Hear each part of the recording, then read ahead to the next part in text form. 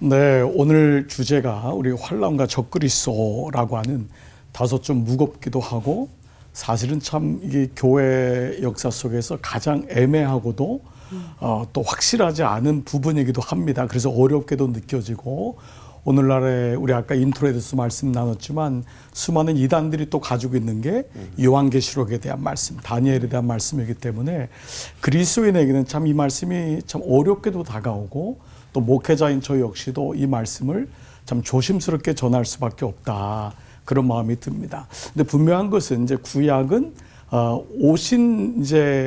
이 구약 오실 예수 그리스도를 전하는 게 구약이잖아요. 옛 언약을 통하여 장차 오실 예수 그리스도. 그 신약의 사복음서는 오신 예수님. 그리고 사도행전부터는 다시 오실 예수 그리스도. 그러니까 언약이라고 하는 중심이 돼가지고 이제 오늘날 우리가 이 환란과 적그리스도라는 것은 이제 언제 예수님이 오시냐, 그리고 그 예수님이 오실 때 어떤 징조가 있느냐라는 것 때문에 우리가 여기 초미에 관심을 갖게 되고, 그래서 이스라엘에서 어떤 일이 있을 때마다 우리는 굉장히 마음에 혹시 이것이 아닐까 저것이 아닐까라는 생각을 갖게 됩니다. 그러나 분명한 말씀의 축을 가지고 있다면 이 말씀은 좀 더 우리가 명확하게 가질 수 있을 것 같아요. 여러분, 예수님이 하신 말씀 가운데 마태복음 24장 42절 그러므로 깨어있으라 깨어있으라 어느 날에 너희 주가 임할는지 너희가 알지 못한다. 분명히 주님이 우리에게 깨어있으라고 말씀하죠. 또 동시에 24장 36절 보면은 그러나 그날과 그때는 아무도 모르나니. 예. 그리고 하늘의 천사들도 아들도 모르고 오직 아버지만 아시느니라. 예수님도 자신도 이걸 모른다. 하나님만이 아신다라고 하는 말씀으로 우리에게 하고 있다는 것이죠. 그러나 이 말씀은 우리에게 동시에 깨어있으라라고 하는 것을 통하여서 우리가 날씨만 아는 것이 아니라 시대의 징조에 대해서 민감하고 깨어있으라고 하지만 동시에 이것을 아버지만이 아신다고 하는 것은 너무 무분별하게 여기 대해서 너무 여기다 저기다라고 하는 것이 얼마나 우리의 신앙을 힘들게 하고 또 이것은 요한계시록에서만 멈춰지는 것이 아닙니다. 성경 전체를 알지 못한 상태에서 계시록만 아는 것이 얼마나 위험한 신앙인지를 우리는 알게 돼요.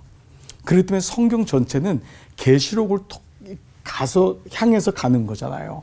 그러니까 말씀 전체를 알지 못하는 가운데 어떤 그 부분만을 따가지고 계시록의 말씀 가지고 이것이 징조고 이게 징조다. 저는 세 가지로 이 부분에서 첫 번째는 현상적인 종말적 흔적들은 분명히 있습니다.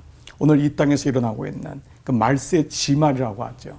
그러나 실제로 우리가 말은 그렇게 하지만 말세적인 삶을 살고 있는가? 우리 한번 돌아보면 좋겠어요.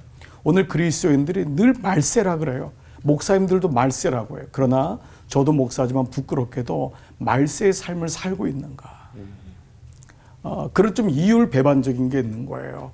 그러니까 실제적으로 우리의 삶 속에 현상적인 삶을 우리가 이해하지만은 두 번째 꼭 기억할 것은 구속사적인 언약이 중심되는 것이 중요합니다. 구약은 옛 언약이잖아요. 그리고 신약이 새 언약이고 그것이 예수 그리스도를 통해서 이루어지고 그것을 갖는 사람이 바로 언약 백성이고 언약 공동체라면 나에게는 그 모든 것을 볼 수 있고 분별할 수 있는 언약, 말씀이 있는가. 이것이 종말인가 아니냐를 떠나서 나는 날마다 말씀으로 살아가고 있는가. 그리고 그 말씀이 내 인생의 축이 되고 있는가. 우리는 언젠가 종말이 오기 전에 주님 앞에 가는 종말을 맞이할 수도 있습니다. 종말은 주님이 오시는 사건도 있지만 곧 내가 오늘 내일 주님 앞에 가는 개인적인 종말도 있다는 것이죠. 마지막 세 번째는 이 모든 종말 사건은 이미와 아직 사이에 있다는 것입니다. 이미 예수 그리스도의 사건 언약이 이미 이루어졌고요. 그 가운데 아직 오지 않은 그 가운데 삶을 그래서 깨어 있으라. 그래서 사도 바울도 종말론적인 삶을 살았던 것을 보게 됩니다. 지난 2000년 동안 모든 그리스도인들의 동일한 주제가 있었습니다. 깨어있는 삶이었고 주님 앞에 가는 삶을 살았습니다. 그렇다면 언젠가 우리에게 어떤 일로 그 어려운 일이 온다 할지라도 우리는 결국 이 종말론적인 환난과 또 어느 순간에 적그리스도가 드러난다 할지라도 저는 믿음으로 충분하게 이겨나가고 승리하게 될 줄 믿습니다. 오늘 이 말씀이 여러분에게 잘 박힌 모처럼 한번 새겨지고 또 묵상되는 그런 우리 올포원의 귀한 시간 되었으면 좋겠습니다. 기도하겠습니다. 하나님, 예수님도 말씀하셨습니다. 나도 모른다고, 오직 하나님만 안다고. 오늘 너무도 많은 종말에 대한 얘기들이 나오면서 마치 그것을 모르면은 우리는 예수님을 잘 못 믿는 것이라고 생각하고, 그래서 우리는 여기도 방황하고 적그리스도가 누군지를 쫓아다니고 찾아다닐 때가 많습니다. 그런데 우리는 오늘 이 시간을 정말 깨어서 살고 있나요? 오늘 이 시간이 내게는 마지막 시간이라고 하는 것을 인지하고 있나요? 오늘 주님 말씀을 축을 가지고 아직과 이미와 아직 사이에서 주님 이 땅의 수많은 사건 가운데서도 오직 하나님을 바라보는 믿음의 종들로 축복하여 주옵소서. 아멘. 예수님의 이름으로 기도드리옵나이다. 아멘. 아멘. 또 제자들이 그 시대의 말세에 대한 그 시각들을 가졌다고 말씀해 주셔서 그 성도들이 그걸 감지했다는 그 말씀이 굉장히 저에게는 좀 인상 깊게 좀 다가왔었는데, 한 가지 좀 궁금한 건 성도들이 뭘 감지했길래 그때 말세라 그랬지? 성경에 나와 있는 그 예들을 직접적으로 한번 들어주시면 너무 좋겠다는 생각이 좀 들어갔고요. 네, 지금 유 전사님 말씀하신 것처럼 이제 우리가 기독교 시간 테이블을 이해하는 게 중요한 것 같아요. 그러니까 우리의 시간 테이블은 서클이 아니잖아요. 알파와 오메가고 처음이 있으면 마지막에 있는. 그 태초에 지금 말씀이라는 것 마지막이 있다는 거잖아요. 그러니까 성경의 처음이 창세기고 마지막이 계시록인데 유 전사님 얘기했던 그런 징조가 실제로 이제 요한이 밤모섬에 있을 때 들려오는 소식과 그가 경험하는 환란이 이 도미니안 황제가 자기가 신이라고 하는 거란 말이에요. 그러니까 모든 로마의 황제들은 결국 신으로 가거든요.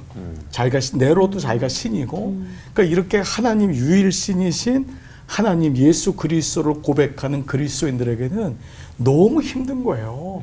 그러니까 그 당시 그 그리스도인들이 느끼는 그 절망감과 그 적 그리스도, 그리스도를 부인하는 그 부분에 대한 것이 실제적인 사건이 당시에 이미 요한계시록에서 말씀하고 있었고, 그리고 그것이 이미 또 구약을 통해서도 말씀하고 있었던 것이고, 그리고 모든 시대마다 사실은 오늘날 우리가 이 정보를 통해서 듣기 때문에 지진이 일어났고 그렇죠. 전쟁이 일어나는 걸 알죠. 옛날에 어떻게 알아요? 아, 그러네요. 지금은 온 뉴스가 그냥 TV만 틀면은 뭐 저 지구 구석에서 일어나는 걸 아니까 말세 지마라고 하지만은 사실은 이건 굉장히 개인적인 부분도 될 수 있는 거거든요. 그러니까 이런 의미로 본다면은 정말 예수 그리스도를 중심으로 해서 산다는 것이 굉장히 복되면서도 동시에 그 징조는 그 모든 시대마다, 저는 이번 우리 올폰을 준비하면서 생각하면서 몇 가지 책들을 보면서 놀랍게도 중세기 때도 말세지말이었어요. 마틴 루터도 말세지말이었어요. 아까 켈빈 얘기했잖아요. 켈빈은 개인적으로 정말 종말에 대해서 자기는 기다린다. 정말 우리는 마지막 시대를 살고 있다. 그러니까 그리스도인에겐 사실 그 당시 2000년 전 그 요한에겐 정말 말세지말이 아니었을까요? 그런 극심한 환란 속에 1차 대전 때는 어땠을까요? 아, 그렇죠. 그렇게 큰 전쟁 없었잖아요. 2차 대전 때는 어땠을까요? 그러니까 오늘 이런 의미로 본다면은 이 종말이라고 하는 것은 정말 가장 중요한 우리의 마지막이고, 그런 부분으로 본다면 좀 더 이 부분은 어떤 좀 이렇게 남발하는 스타일보다는 좀 더 명확한 축을 가지고 성경을 제대로만 이해한다면은 우리는 종말에 대해서 두려워할 것도 없고 좀 더 분명한 믿음을 가지고 살고, 이단들이 막 얘기를 하고 해도 왜 그리스도인들이 거기 그렇게 막 따라갈까? 현상적인 부분에. 그러니까 이런 부분들을 좀 오늘 나눌 수 있는 부분이 아닐까 그런 생각이 듭니다. 예, 저는 조금 다른 측면에서의 말씀을 드리고 싶은데, 어떻게 이 성경의 저자들이 적그리스도와 환란에 대한 것들을 감지하고 쓸 수 있었겠느냐? 저는 핍박의 강도가 아닐까, 그런 생각을 해봐요. 아마 요즘도 많은 분들이 그렇게 느낄 겁니다. 예수 믿는 분들이 본인들보다 더 정직하고 더 신실하고 본인들에게 피해를 입히는 게 없어도 그들에 대한 믿는 그 이유 하나만으로 싫어하잖아요. 나 너 예수 믿어 싫어. 제가 좀 전에 군대 얘기했습니다. 군대에서 저는 상급자에게 그런 일들을 많이 당했습니다. 야, 너 수색 중대장. 나는 너 이유 없이 싫어. 그거는 너가 예수 믿기 때문이야.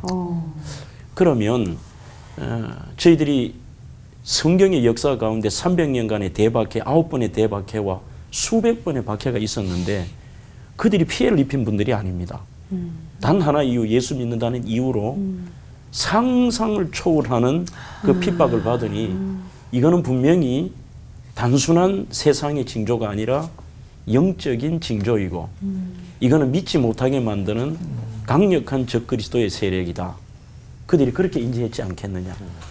이런 측면에서 오늘날 믿지 못하게 만드는 아주 교묘한 이 사회 현상들을 바라보면서 여전히 우리가 이 말세에 또 다른 그 핍박의 강도들을 느낄 텐데 앞으로 이것이 더 말세 주님 오실 날이 되었을 때는 그 강도가 믿는 자들에 대한 핍박의 강도가 더 강력해질 것이다. 그런 이야기를 꼭 드리고 싶습니다.